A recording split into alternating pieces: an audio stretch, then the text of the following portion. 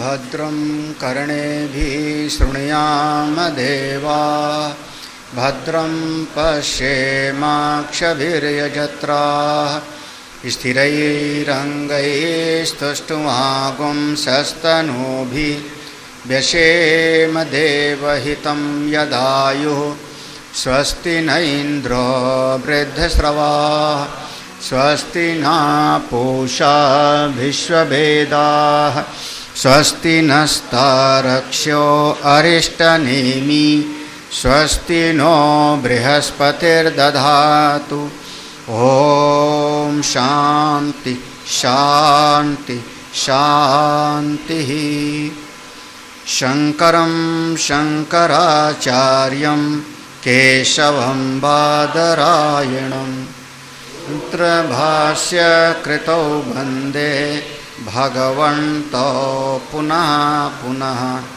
ईश्वरो गुरुरात्मेति मूर्तिभेदविभागिने व्योमवद्व्याप्तदेहाय दक्षिणामूर्तये नमः। ओम शांति शांति शांति। 11वां मंत्र पढ़ते हैं पार। पंचपादं पितरं द्वादशाकृतिं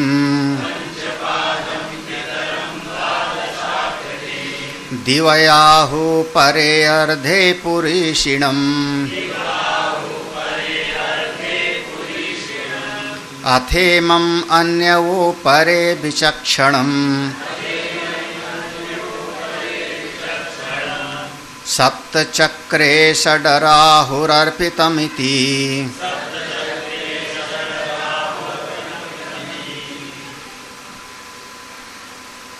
ऐसा साधक जिसने अपने जीवन में कर्म और उपासना दोनों का अनुष्ठान किया है, साधक है, तपसा ब्रह्मचर्येण श्रद्धया जब वो शरीर छोड़ता है तो उसको उत्तरायण का लोक मिलता है, उत्तरायण की गति प्राप्त होती है और उत्तरायण के मार्ग से आदित्य लोक को वो प्राप्त कर लेता है। जिस आदित्य लोक को प्राप्त करता है वो काल का अधिष्ठान है, उसके 5 उसके पाद हैं, सबका पिता है, 12 आकृति है, द्युलोक से परे जल का स्थान है, जलीय स्थान है, ऐसा वो आदित्य लोक है। इसीलिए जीव वहाँ आनंदित होता है, क्योंकि जीव जितना आनंद है वो रसमय होता है। रसो वैसा कहा, रस स्वरूप है। दूसरे लोग, ऋषि लोग इसको दूसरी प्रकार से कहते हैं, वह आदित्य लोक, वह आदित्य सर्वज्ञ है, 7 चक्र वाला है, 6 उसकी अरे हैं, तीलियां हैं, जो उसी तत्व में अर्पित हैं। भाष्य देखो। पंच पादम पंच ऋतवः पादा इव अस्य संवत्सर आत्मनः आदित्यस्य तैः असौ पादैहि इव ऋतुभि आवर्तते। पंच पादम जो मंत्र में लिखा है, पंच ऋतवः, 5 ऋतु हैं खास करके, 5 ऋतु प्रधान। पादायु, पादायु माने विभाग के जैसे, ऐसे कोई आकाश में लकीर नहीं खींची गई है, विभाग के जैसे विभाग किया गया है काम चलाने के लिए, समझने के लिए। किसका विभाग किया गया? अस्य संवत्सरस्य आत्मनः, अपने इस संवत्सर रूपी आत्मा का। हाँ, कौन? जो आदित्य के साथ एक हुआ उसका। तई असौ पादई, उसके ये जो पाद हैं, उसके ये जो पाद हैं, कौन? ऋतु भी आवर्तते, ये 5 ऋतुएं आपस में आती और जाती। हाँ, आवर्तते माने एक दूसरे से बदलती रहती है। वैसे ऋतु वर्तने ऐसा होता है, वर्तन करती रहती हैं, एक आई दूसरी गई, दूसरी गई तीसरी आई, ऐसे ऋतु बदलती रहती है। गर्मी गई कि नहीं? गर्मी गई कि नहीं? हाँ ना, सही हेतु नहीं दिया। सही हेतु बताओ। बरसात आई कि नहीं? हाँ भाई, जेठ महीने तक हम गर्मी मानते हैं। आषाढ़ के बाद बरसात की ऋतु आती है।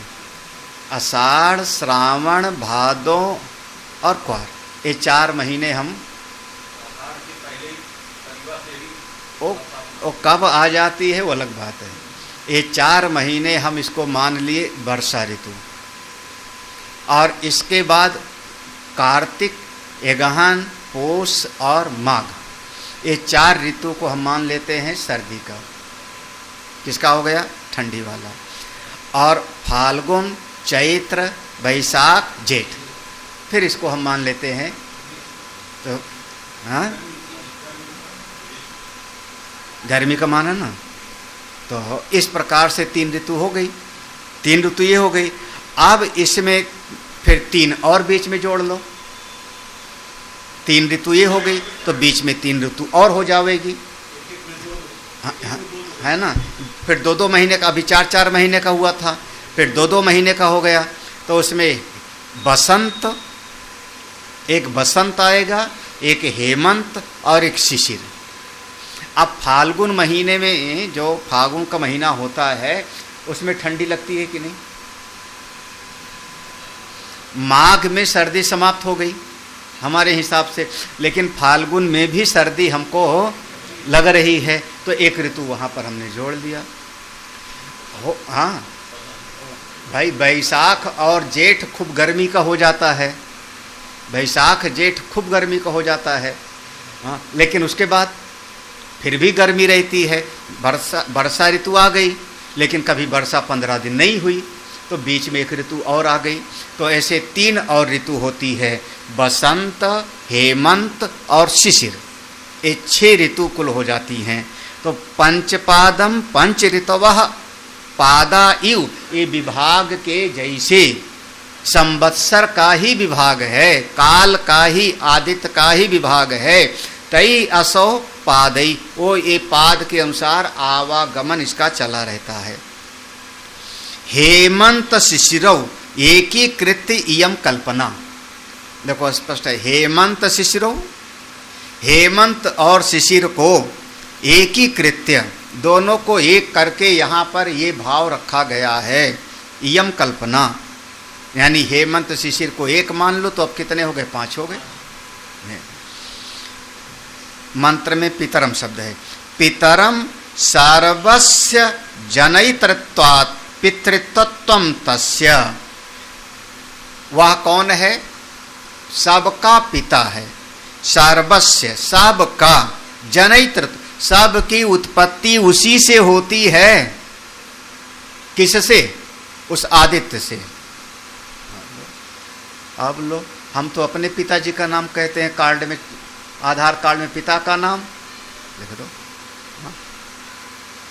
आपके पिता कौन? श्रुति क्या कह रही? सबका पिता कौन? आदित्य। आदित्य को अग्नि के साथ भी जोड़ा था, याद है ना? प्राण अग्नि। हाँ, तो अगर अग्नि ना हो पिता में, माता में, तेज ना हो उनके भीतर, तो बच्चे का जन्म कैसे होगा? हाँ, अरे अग्नि ना हो तो ठंडा हो गए, भैंसा कुंड चलो, शमशान घाट, वही तो है ना।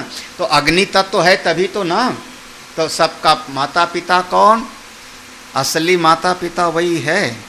सार्वस्य जनयितृत्वात् पितृत्व, सबका पिता वही है। ताम द्वादश आकृतिम, ये मंत्र में है ना, द्वादश आकृतिम, उसको द्वादश मासा आकृतयो अवयव्या आकारणम आकरणम व अवयवीकरणम अस्य द्वादश मासैस्तम द्वादश आकृतिम। यहाँ तक उसके 12 आकृति हैं।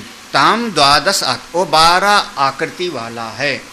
12 आकृति कौन? द्वादश मासा आकृतया, यही 12 महीना ही उसकी समझ लो 12 आकृति हो गई। कोई क्रम से बता सकता है 12 महीना का नाम चैत्र से? नए लोगों में, नए लोगों में नहीं, ये जनरेशन गैप। हाँ, नए जमाने के बच्चों से, उनसे 12 महीने का मान सुन लो, जनवरी फरवरी सुना देंगे सब। हिंदी का महीना तो वो चलो, तो द्वादश मासा आकृतयो, ये 12 महीने ही उसकी आकृति हैं। चैत्र वैशाख ज्येष्ठ आषाढ़ सावन भादो क्वार कार्तिक अगहन पूष माघ फाल्गुन। अब यहाँ से अलग से देखो ना। हाँ, द्वादश मासा यही आकृतियाँ हैं। अवयव, अवयव यहाँ पर द्वादश आकृति जो ना, अवयव आकरणम। देखो, एक होता है अवयव, एक होता है अवयवी, एक होता है अंग, दूसरा कहते हैं अंगी, यही ना। जैसे हमारे अवयव हैं कई, हाथ पांव नाक कान, ये सब क्या है? अवयव हैं। और अवयवी कौन है हमारे भीतर? जीव, जीव। हाँ, किसके हाथ हैं? जीव। जीव कह रहा ना मेरे हाथ हैं। कैसे चल के आए? अपने पांव से चल के आए। तो अवयव हुआ अंग और अवयवी हुआ उसका धारण करने वाला। तो ये जितना 5 पाद और 12 आकृति, ये 12 आकृति है अवयव और वो है उसका अवयवी। इस बात को कह रहे हैं, देखो, अवयवा आकरणम व अवयवीकरणम अस्य, अवयव के द्वारा, अवयव के माध्यम से अवयवीकरणम, अवयवी का ज्ञान होता है। अवयव से अवयवी का ज्ञान होता है। तो अस्य 12 मासई, ये जो 12 महीने हैं, तम 12 आकृति में ये उसके अवयव हैं और वो आदित्य इसका अवयवी है। अच्छा, अगर पांव कट जाए तो क्या मैं कट गया? हाथ कट गया तो मैं कट गया? हाँ? अवयव के कटने से अवयवी कटता नहीं है। अवयव के गल जाने से, नष्ट हो जाने से अवयवी का फर्क नहीं पड़ता। हाँ, जीव तो ज्यों का त्यों रहेगा ना, उसका मैं पना। उसी प्रकार से ये 12 मास जो अवयव है, इससे जो इसका अवयव, इसे वृक्ष में नहीं लागू होगा। वृक्ष की डाल को काटोगे तो उसकी पेड़ में थोड़ी कमी हो जाएगी। शरीर को मानोगे अवयवी, तो फिर हाथ को काटोगे तो शरीर में कमी हो गई। हाँ, फिर अवयव के उच्छेद से अवयवी को फिर आपको उस प्रभावित मानना पड़ेगा। अगर आपने शरीर को माना अवयवी और उसका भीतर जो अंग है उसको अवयव माना, तो लेकिन हम क्या करें? शरीर के अंग हैं अवयव और जीव है उसका अवयवी। ठीक है, तो यहाँ पर क्या होगा कि इससे फिर कोई फर्क नहीं। हाँ, तो उसी प्रकार से देखो आकृतयो के बाद अवयवा आकरणम वा अववायुकरणम अस्य, अवयव सब मिल करके किसी को अवयायु बनाते हैं। तो जो अववायु है वो कौन है? आदित्य। अवयवी वो आदित्य हो गया और 12 महीने उसके हो गए अवयव। द्वादश आकृति कहाँ है? अब शायद स्पष्ट हुआ। हाँ, ध्यान से पढ़ना, अपने आप पढ़ोगे तो थोड़ा गड़बड़ा सकता है। हाँ। दीवो, दीवो शब्द देखो वेद में था, मंत्र में। दीवो द्युलोकात् पर ऊर्ध्वे अर्धे स्थाने तृतीयस्याम दिवि इत्यर्थः। दीवो का अर्थ भाष्यकार ने कहा द्युलोक, द्युलोक से परे, ऊर्ध्वे उसके ऊपर, द्युलोक से परे ऊपर, अर्धे स्थाने उसके ऊपर कोई तीसरा स्थान है, तृतीयस्याम दिवि। तो द्युलोक के परे, ऊर्ध्वे द्युलोक से ऊपर कोई तीसरा स्थान है जहां पर वो आदित्य वास करता है, आदित्य लोक है, वहां जाता है। इसी पर थोड़ा सा विचार किया है हमारे टीकाकार आनंद गिरी जी ने। आनंद गिरी जी का जो मत है कि भाष्यकार ने जो यहाँ पर जो द्वि शब्द लिया, दिव्य का अर्थ द्युलोक किया, तो यहाँ द्युलोक को कहने से फिर आगे है तृतीय स्थान, फिर उसके आगे तृतीय स्थान हो जाएगा। तो एक हुआ द्युलोक, एक उसके ऊपर, एक उसके ऊपर ऊर्ध्व द्युलोक, उसके ऊपर, और फिर उसके ऊपर उसका लोक है, तो कौन सा स्थान हो गया? तीसरा स्थान हो जाएगा। और ये शास्त्रों में ऐसा वर्णन और जगहों पर नहीं मिलता, क्योंकि हम लोग तो इतना ही समझते हैं ना कि आकाश, पाताल और मृत्यलोक, मर्त्यलोक, स्वर्गलोक, यही तो देवलोक और असुरलोक, देवलोक, असुरलोक और मर्त्यलोक, यही 3 लोक माना जाता है। मुख्य रूप से जो है यही 3 लोक माना जाता है। और फिर इसी 3 लोकों की प्राप्ति के लिए पूरा का पूरा वेद में आएगा कि फिर 3 प्रकार की, मर्त्यलोक पर विजय कैसे होगा? पुत्रेण के द्वारा, ठीक है। फिर पितृलोक पर विजय कैसे होवेगा? बोले कर्म के द्वारा। और देवलोक पर विजय कैसे होवेगा? याद आया ना? हाँ हाँ, तो पुत्रेण एव जय्या अयम लोकः, और यहीं से 3 ऐषणा आएगी। पुत्रेषणा, क्योंकि जीव के भीतर 3 लोक की कामना है, मर्त्यलोक पर विजय हो, पितृलोक पर और देवलोक पर, ये 3 माना गया है। और तीनों की प्राप्ति के लिए उसके भीतर कामना है। जो कामना है तो 3 कामना को विभाग किया, पुत्र, पुत्रेषणा, वित्तेषणा और लोकेषणा, एक कामना को रखा वहां पर इस तरीके से। तो 3 के अलावा फिर एक चतुर्थ स्थान की कल्पना यहाँ पे दिखाई पड़ रही है। अगर दिव्य से द्युलोक माने तो एक चौथे, क्योंकि दिव्य से द्युलोक हो गया तो दिव्य माने स्वर्ग हो जाएगा, और उससे भी परे, उससे भी परे कोई और है, और फिर उसके ऊपर जो है आपका स्वर्गलोक होगा। तो एक चतुर्थ स्थान की कल्पना माननी पड़ेगी। इसलिए द्यू का मतलब आकाश माना उन्होंने। यहां द्युलोक माने अंतरिक्ष नहीं बल्कि आकाश। सीधा सा आप इतना समझ लो कि भाष्यकार ने जो द्युलोक लिखा है, द्यू माने इस आकाश के परे, इतना सा अर्थ है। इस आकाश के परे, इसके ऊपर एक तीसरा स्थान है जहां पर उसका स्थान है। क्या हुआ महाराज? ऐसा बढ़िया प्रवचन किया कि बस दिल गदगद हो गया। अच्छा बताओ तो क्या समझे? बोले कुछ समझ में नहीं आया, इसीलिए तो बढ़िया था। समझ में आ गया सब? आदित्य का लोक है, सूर्य लोक है, आदित्य लोक है, उसके 5 पाद हैं, 12 आकृति है, और द्युलोक से परे, द्युलोक माने इस आकाश के परे, बस इतना, आकाश के ऊपर उसका स्थान है। पुरीषिणम, पुरीशिवंतम उदकवंतम आहु कालविदाः। आहु कालविदा, जो काल को गणना करने वाले हैं, काल को जानने वाले हैं, वो क्या कहते हैं? पुरीषिणम, पुरीशिवंतम, जल से संयुक्त, उदकवंतम, वहां पर जल पर्याप्त मात्रा में है। लो, आदित्य लोक में जल पर्याप्त मात्रा में है। साइंटिस्टों के लिए खोज का विषय है। क्यों? सूर्य लोक तक जा नहीं पा रहे हैं। तो जल माने क्या? हाइड्रोजन, ऑक्सीजन, जल की सत्ता बताओ हमको। आप जिस जल को जल कह रहे हो, ये तो अब देखो फिर से हमको तत्वबोध पढ़ाना पड़ेगा।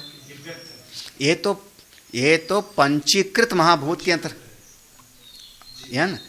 जो तन्मात्रा है वो आप उसमें जल है ना, उसमें जल है ना, तो उसमें जल का गुण क्या है?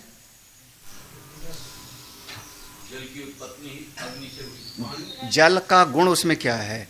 आकाश, वायु, तेज, जल। तुम भूल गए, फिर से रट्टा लगाओ। पांचों महाभूतों का गुण बताओ। जी नहीं, बताओ। वंदना, क्या करूं इनका?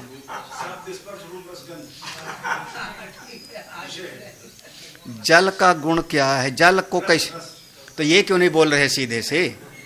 इतना दाएं बाएं घूमे, असली बात बोले नहीं। रस है ना, तो ये वाला जल तो माना ही नहीं हमने।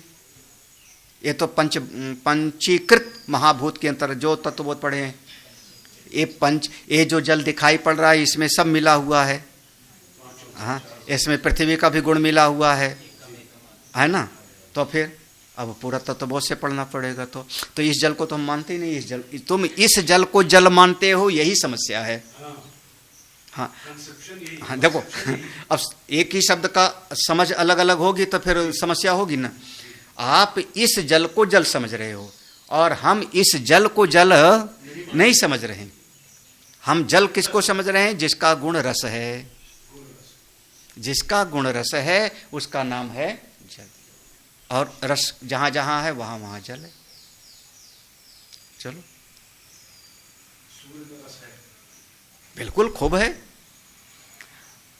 अच्छा, हाइड्रोजन है कि नहीं सूर्य में? हाइड्रोजन है कि नहीं? तो जल कैसे बना है? तो जल कैसे बना है? जल कैसे बना है? कान की मशीन नहीं लगाई आज। आज कान की मशीन नहीं लगाए, लगी। तो जहां जहां हाइड्रोजन है वहां जल की सत्ता को स्वीकार करने में क्या हर्ज है? हाँ? तो चलिए, पुरीशवंतम उदकवंतम आहु का, वहाँ जल पर्याप्त मात्रा में है। जहाँ जल है वहीं रस है, जहाँ रस है वहीं आनंद है। इसलिए उस हिरण्यगर्भ लोक में बहुत आनंद है। अथ अनंतर, इसके बाद तम एव, उसी को, उसी आदित्य लोक को, अथ तम एव अन्ये इमम ऊपरे कालविदो विचक्षणम निपुणम सर्वज्ञम सप्तचक्रे सप्तहै रूपेण चक्रे सततम गतिमति कालात्मनि षडरे षडऋतुम इति आहुः सर्वम इदम जगत कथयन्ति। अथ, दूसरी तरह से समझो, ताम एव, उसी को ही, उसी आदित्य लोक को ही, अन्य दूसरे लोक, यहां इमम तो नहीं है, वहां बिंदी नहीं होनी चाहिए, इसमें हमारे में बिंदी छपी है। हाँ, इम है ना, तो वहाँ ईमे, हाँ ईमे ऊ परे, ईमे परे, तो वहाँ पर मात्रा मत लगा देना। हाँ, क्योंकि वो समझा जाता है लेकिन लिखा नहीं जाता, क्योंकि वो उसके आगे जो है स्वर आएगा तो वो लोप हो जाता है। तो वहाँ पर इम जहाँ लिखा है उसको क्या समझना है? ईमे। हाँ, ईमे। हाँ, इम लिखा है। अच्छा अच्छा, हमारे में इमम को लिख दिया है, मिसप्रिंट। हाँ, तो अन्य इमे ऊपरे, दूसरे लोग इसको, कौन दूसरे लोग? कालविदा, काल को जानने वाले दूसरे लोग भी हैं। वो कैसे हैं? वो क्या बताते हैं? कैसे बताते हैं? विचक्षणम, ये आदित्य कैसा है? विचक्षण है। निपुणम, विचक्षणम का अर्थ किया निपुणम सर्वज्ञम, वो निपुण है सर्वज्ञ। सप्त चक्रे, सप्त चक्र लिखा है, सप्त चक्र माने सप्त है रूपेण, 7 उसके घोड़े हैं, 7 रश्मियां हैं। चक्रे सततम गतिमति, अरे हमेशा चलता रहता है।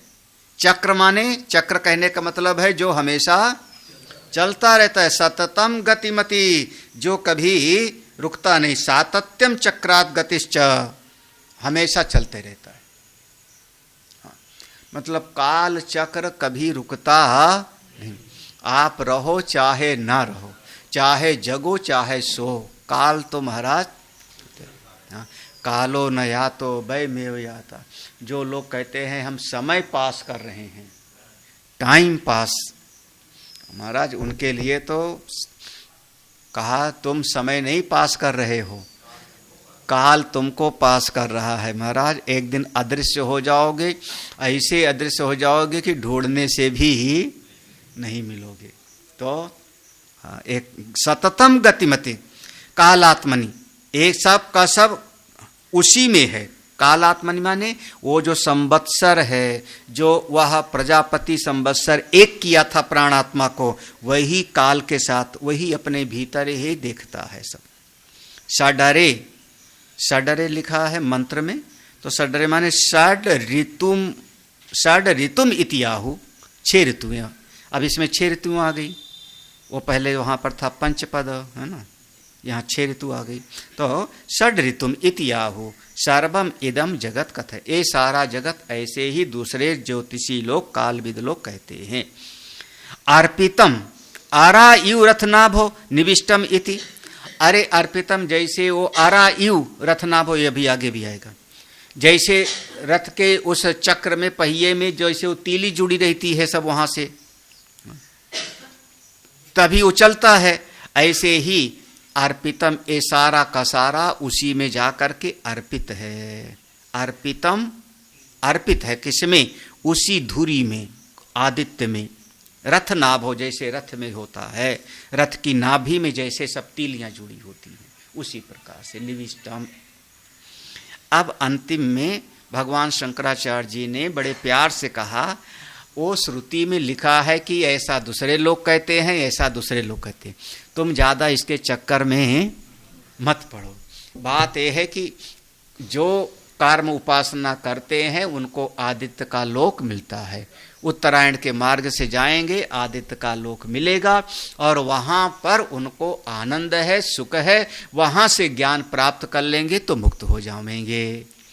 इसी बात को अंत में देखो, यदि पंचपादो द्वादश आकृति यदि वा सप्तचक्रा षडरः, देखो यदि माने चाहे तो, यदि पंचपादो, चाहे वो वाला मान लो पहले वाला कि 5 पाद हैं, द्वादश आकृति है।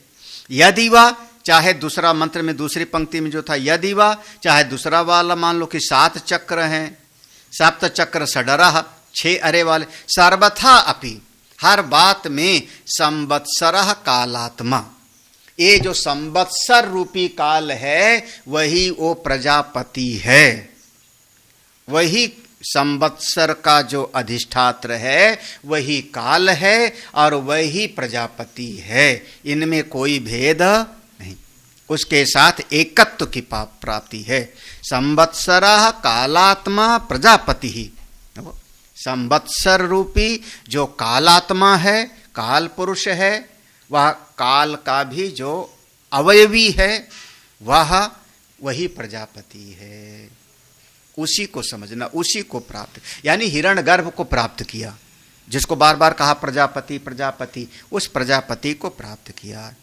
चंद्र आदित्य लक्षणों अपि जगतः कारणम, क्योंकि देखो बात यह है ना कि चंद्रमा और आदित्य दोनों से मिलकर के जगत का सारा कार्य चलता रहता है। चंद्र आदित्य लक्षणों, चंद्र आदित्य लक्षण मिलके सारा जगत चलता है।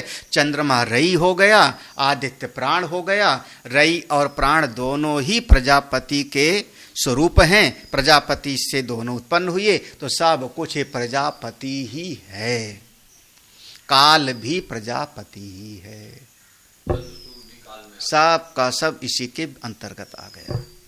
हाँ, यहां तक इतना पूरा हुआ।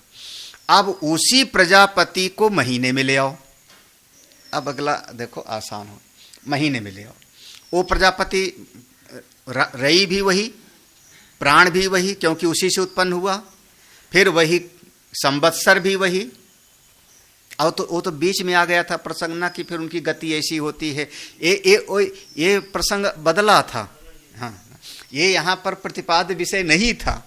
प्रतिपाद्य विषय इतना था कि जो काल रूपी संवत्सर है वो भी प्रजापति है। उसके दो अयन हैं, वो दो अयन ही समझो रई और प्राण, इतना समझाना था। लेकिन श्रुति भगवती ने उसमें पूरा विस्तार में ले लिया कि फिर इसका ये मार्ग हो जाता है, ऐसा करने वाला वहां जाता है। अब महीने को प्रजापति मान लो। देखो, मासो वै प्रजापति तस्य कृष्ण पक्ष एव रैः शुक्लः प्राणः तस्माद् एतर्षयः शुक्ल इष्टं कुर्वन्ति इतर इतरस्मिन्। देखो, मासो वै प्रजापति, अब महीने को प्रजापति समझ लो। तो जैसे प्रजापति से दो उत्पन्न हुए थे, रई और प्राण, तो महीनों को प्रजापति माना तो रई कौन? बोले कृष्ण पक्ष एव रई, कृष्ण पक्ष रई है। और शुक्ल प्राण, देखो शुक्ल पक्ष प्राण हो गया। तस्मात्, इसलिए ऋषया, जो ऋषि लोग हैं, शुक्ल इष्टम कुर्वन्ति, शुक्ल पक्ष में इष्ट पूर्थ बढ़िया कार्य करते हैं। इतर इतर अस्मिन, और दूसरे दूसरे पक्ष में दूसरे दूसरे लोग करते हैं। इतर इतर माने दूसरे दूसरे, दूसरे दूसरे पक्ष में दूसरे दूसरे लोग करते हैं। हाँ, अच्छा,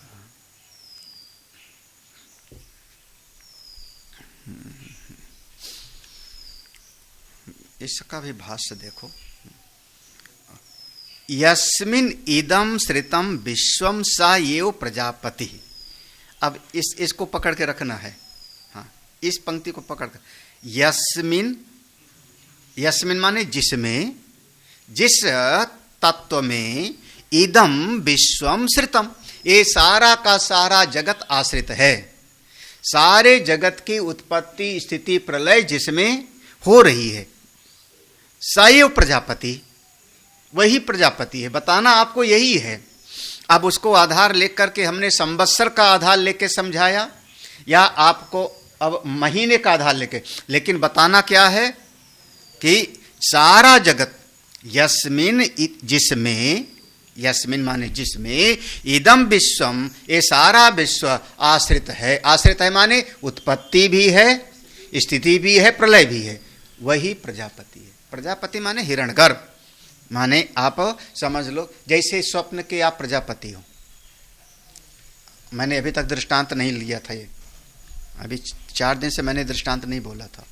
स्वप्न के आप प्रजापति हो, तो सारा स्वप्न किस में उत्पन्न हुआ? हाँ, आप ही में उत्पन्न हुआ, आप ही में स्थित है और आप ही में है। तो स्वप्न में आकाश भी है, स्वप्न में जल भी है, स्वप्न में स्थावर प्राणी भी हैं, स्वप्न में जंगम प्राणी भी हैं। सब में कौन है? आप ही हो। उसी प्रकार से सारा ब्रह्मांड में देखो। हाँ, तो हाँ, यही समझना, सा यो प्रजापति संवत्सर आख्य स्व अवयवे मासे कृष्ण परिसमाप्यते। अच्छा, आप लोगों में मंत्र के पहले ये पंक्ति होगी ना? हाँ हाँ, आप लोगों के मंत्र के पहले पंक्ति संगति में है। हाँ, तो यहाँ पर तो स्व अवयवे वह प्रजापति, देखो संवत्सर जो है, जो प्रजापति है वही प्रजापति जिसका एक नाम कह दो संवत्सर हो गया था। संवत्सरो वह प्रजापति पहले कहा था काल। फिर संवत्सर आख्या माने नाम, संवत्सर नाम वाला जो प्रजापति है स्व अवयवे, अपने अवयव से, मासे कृष्णा, प्रत्येक मास में वह प्रजापति व्याप्त है। यहाँ पर उस प्रजापति का अवयव पूरा तो हुआ, फिर भी अभी बताना है। क्या बता रहे हैं? मासो वै प्रजापति, लो महीनों को भी आप प्रजापति समझ लो। यथोक्त लक्षण एव मिथुनात्मक तस्य मास आत्मनः प्रजापते। एको भागा कृष्ण पक्षो रई अन्नम चंद्रमा अपरो भागा शुक्ल पक्षा प्राण आदित्यो अत्तः अग्नि। देखो कहा है मासो वे प्रजापति, महीने को प्रजापति समझा। यथोक्त लक्षणा, जैसे प्रजापति का लक्षण बताया था कि प्रजापति से दो पैदा हुए थे, रई और प्राण, तो उसी प्रकार से ये वो मिथुनात्मका, यहाँ मिथुन पैदा हुए, मास में दो मिथुन हो गया। क्या हो गया? तस्य मास आत्मना प्रजापति, जब ये महीने को प्रजापति समझा तो इसके दो भाग हुए। एको भागा कृष्ण पक्षा, एक भाग कृष्ण पक्ष हो गया। वो जो कृष्ण पक्ष है उसी को आप रई कह लो, अन्न कह लो, चंद्रमा कह लो। तो नाम तीनों आ गए ना, रई अन्न चंद्रमा। फिर जो अपरो भागा, जो दूसरा भाग है उसको शुक्ल पक्ष, प्राण आदित्य अत्ता अग्नि। देखो यानी आपको समझना है कि सब में वही है। वो समझने के लिए बताओ श्रुति भगवती कितना प्रयास करती हैं, भगवान शंकराचार्य कितना प्रयास करते हैं समझाने के लिए। तो वही आदित्य है, वही अत्ता है, वही अग्नि है, ऐसा शुक्ल पक्ष को समझो। अब यहीं से थोड़ा ध्यान से समझना, आगे समझना। यस्मात् शुक्ल पक्ष आत्मानं प्राणम सर्वम एव पश्यन्ति तस्मात् प्राणदर्शिनः एते ऋषयः कृष्ण पक्षे अपि इष्टम यागम कुर्वन्तः शुक्ल पक्षे एव कुर्वन्ति। लो एक दृष्टांत सुनाता हूं, संतों के द्वारा सुना है। यमुना जी के किनारे मथुरा में, वृंदावन में, वृंदावन वाले विराजमान है तो महाराज, हाँ, दक्षिण भारत का कोई बहुत विद्वान आया और वहां पर उसको श्राद्ध करना था।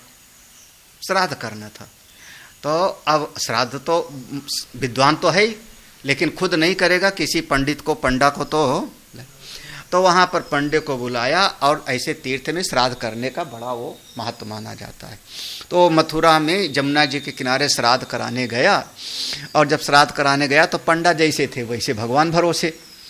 अब वो थोड़ा संकल्प पढ़ना हुआ तो चल रहा था महीना शुक्ल पक्ष का महीना चल रहा था। अब उनको ध्यान नहीं था, पंडा जी ने जब संकल्प पढ़ना शुरू किया तो उन्होंने कहा सुबह शोभने यद्य ब्रह्मणा द्वितीय परार्धे, सब पढ़ा। उनका कृष्ण पक्षे तृतीया तिथौ, उन्होंने उसमें कृष्ण पक्ष बोला। कृष्ण पक्ष की तृतीया तिथि के दिन अमुक, वो विद्वान तो था ही यजमान, उसको खटका हुआ और गलतियाँ पकड़ी जाती है। अरे शुक्ल पक्ष चले तो हमारा संकल्प खराब बोल दिया। हाँ, जब संकल्प समर्पये तो वो यजमान ने कहा, पंडित जी थोड़ा पत्रा वगैरह देख लिया करो,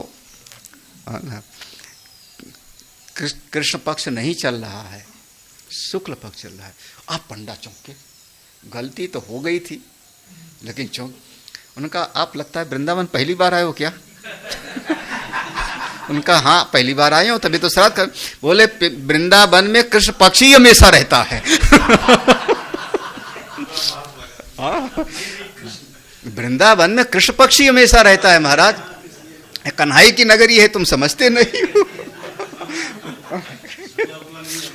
हाँ, तो जो विद्वान है, देखो जो विद्वान है वो पहले बताया था तपसा ब्रह्मचर्येण श्रद्धया।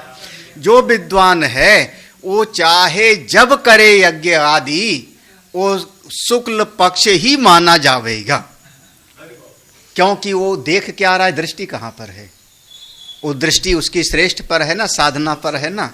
तो जब दृष्टि उसकी श्रेष्ठ पर है, साधना पर है, तो ऐसा कोई विद्वान अगर कृष्ण पक्ष में भी कोई कार्य करता है तो शुक्ल पक्ष ही माना जाए, और अज्ञानी आदमी अगर कृष्ण पक्ष शुक्ल पक्ष में भी कोई कार्य करता है तो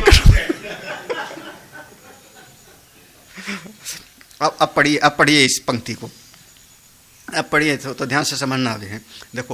देखो यस्मात्, यहां से छूटा था ना, यस्मात् शुक्ल पक्ष आत्मानम, क्योंकि शुक्ल पक्ष को अपनी आत्मा समझता है वो साधक, शुक्ल पक्ष के साथ जोड़ा किसको था? प्राणम, याद है ना? शुक्ल पक्ष के साथ में प्राण को जोड़ा था। शुक्ल पक्ष प्राण है, वही ही आदित्य है। तो शुक्ल पक्ष के साथ में उसने अपनी आत्मा को जोड़ा, प्राण। तो शुक्ल पक्ष आत्मानम प्राणम सर्वमेव पश्यति, वो सब जगह पर शुक्ल पक्ष को ही देखता है, अपनी प्राण को देखता है, अपनी आत्मा को देखता है। सर्वमेव पश्यति तस्मात् प्राणदर्शिना। अब ये जो प्राण का दर्शी है, प्राणदर्शी ऋषि है, एते ऋषया, ये ऋषि लोग कृष्ण पक्षे अपि, अगर कृष्ण पक्ष में भी इष्टम यागम कुर्वन्तः, कोई इष्ट यज्ञ आदि करें तो शुक्ल पक्ष एव कुर्वन्ति, वो शुक्ल पक्ष में ही माना जाए।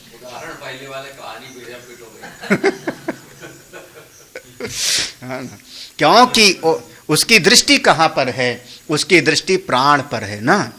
वो ऋषि प्राण दृष्टि वाला है, और प्राण को ही यहां पर कहा शुक्ल पक्ष, और कृष्ण पक्ष को रई कहा था। तो उसने अपनी आत्मा को प्राण के साथ जोड़ रखा है, तो आदित्य के साथ जोड़ रखा है। तो जब भी कोई कार्य करता है वो शुक्ल पक्ष में ही माना जाता।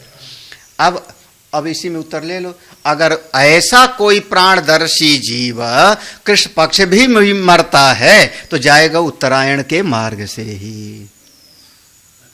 हाँ, क्योंकि वो प्राणदर्शी है। उस पंक्ति को याद रखना, यस्मात् शुक्ल पक्ष आत्मानम प्राणम सर्वमेव पश्यति। क्योंकि वो अपने प्राण को शुक्ल पक्ष के साथ एक कर दिया है। हाँ, प्राण शुक्ल पक्ष अपनी आत्मा और आदित्य सबको एक करके देख रहा है ना वो, तब वो प्रजापति हिरण्यगर्भ की उपासना कर रहा है ना। शुक्ल पक्ष कृष्ण पक्ष वाला, उसकी नजर में क्या था? बस केवल इष्टपूर्त। उसकी नजर में इष्टपूर्त था, हाय मेरा परिवार, मुझको अपना कर्म करना है, इतना ही कुछ था। और फिर इतना कुछ करते करते शुक्ल पक्ष में भी अगर वो मरेगा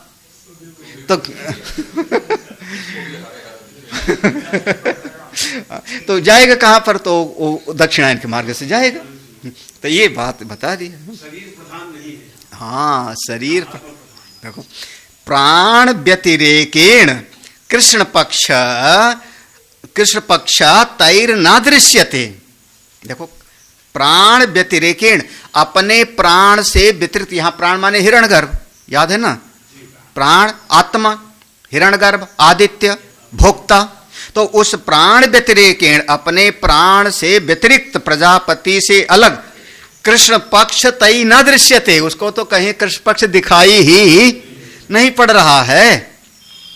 इसलिए वो कृष्ण पक्ष में भी जो करेगा वो शुक्ल पक्ष वाला माना जाए। तो साधक भगत तुम लोग थोड़ा सा तसल्ली लाओ दिल में। अगर कृष्ण पक्ष में भी मरे ना तो घबराना मत। क्योंकि जो उपनिषद पढ़ता रहता है उसको ज्ञान हो गया तो यही जीवन मुक्त, और नहीं ज्ञान हुआ तो भी आपका उत्तरायण का मार्ग पक्का। हाँ, क्योंकि उपनिषद के शरण में है। तो ज्ञान हो गया तो यही जीवन मुक्त, और नहीं ज्ञान हुआ तो दक्षिणायन वाला मार्ग तो गया। देखो, यस्मात् इतरे, देखो यस्माद् इतरे तो प्राणम न पश्यन्ति इति अदर्शन लक्षणम कृष्ण आत्मानम एव पश्यन्ति। यस्मात्, क्योंकि इतरे दूसरे लोग, तू प्राणम न पश्यन्ति, वो प्राण को तो जानते नहीं ठीक से, प्राणम न पश्यन्ति इति अदर्शन लक्षणम, जब प्राण को जानते नहीं तो अदर्शन की वृत्ति है। तो कृष्ण आत्मानम एव पश्यति, कृष्ण पक्ष को ही हमेशा समझते हैं, रई में ही हमेशा लगे हुए हैं, कृष्ण पक्ष में हमेशा लगे हुए हैं। तो उनकी गति क्या होगी? इतर अस्मिन कृष्ण पक्ष ये कुर्वन्ति शुक्ले कुर्वन्तो अपि। तो इतर ये लोग जो हैं, इतर अस्मिन कृष्ण पक्षे ये कुर्वन्ति। अगर देखो, अब ये लोग ये दोनों का समझना, ये जो लोग आत्मा को नहीं जानते, हाँ फिर से देखो, यस्माद् इतरे माने दूसरे लोग जो प्राणम न पश्यन्ति, प्राण को नहीं जानते, अदर्शन लक्षणम, तो आदित्य को भी नहीं जानते, हिरण्यगर्भ को भी नहीं जानते, तो कृष्ण आत्मानम एव पश्यन्ति, वो कृष्ण पक्ष को ही देखते हैं। तो वो लोग जब शुक्ल पक्ष में भी करेंगे तो कहाँ जावेगा? वो कृष्ण पक्ष वाला ही जावेगा। लेकिन दूसरा, हाँ, इतर अस्मिन कृष्ण पक्ष एव कुर्वन्ति, कृष्ण पक्ष में करते हैं तो कृष्ण पक्ष वाला तो है ही है, और शुक्ले अपि, यहाँ अपि शब्द है ना, शुक्ले अपि कुर्वन्तो, अगर शुक्ल पक्ष में भी करते हैं तो वो भी उनका कृष्ण पक्ष में ही किया हुआ माना जाता है। लो मतलब क्यों, उसका कारण वही हो गया क्योंकि उनकी दृष्टि वहां पर नहीं है। हाँ, तो उनकी दृष्टि रई में है, तो शुक्ल पक्ष में भी करते हैं तो कृष्ण पक्ष में करते हैं तो वो तो कृष्ण पक्ष वाला हो ही गया, और शुक्ल पक्ष में भी करते हैं तो भी उनका माना जाएगा कृष्ण पक्ष में। यानी अज्ञानी लोग बेचारे चाहे कैसे भी हो वो धक्के ही खाएंगे। तो अब यहाँ पर आज आगे कल पढ़ते हैं। ओम पूर्णमदः पूर्णमिदं पूर्णात् पूर्णमुदच्यते पूर्णस्य पूर्णमादाय पूर्णमेवावशिष्यते। ओम शांति शांति शांति। हरि ओम। श्री गुरुभ्यो नमः।